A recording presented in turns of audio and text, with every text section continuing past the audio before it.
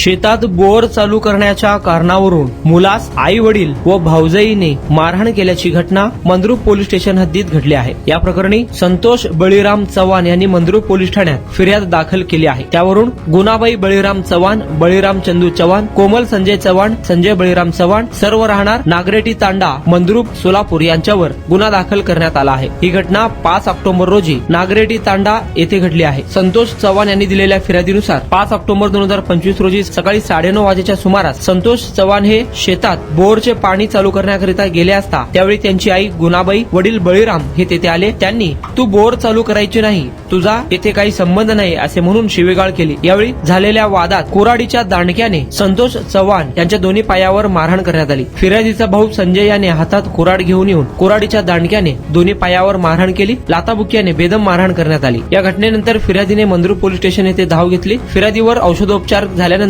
मंद्रुप पोलिसांनी गुन्हा दाखल करून घेतला आहे। या घटनेचा अधिक तपास मंद्रुप पोलीस करत आहे।